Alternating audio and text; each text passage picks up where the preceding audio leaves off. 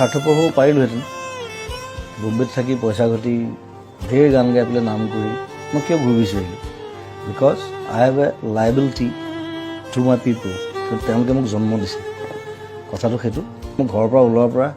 studio' পোৱালৈকে মই 15টামান মানুহৰ বেমাৰ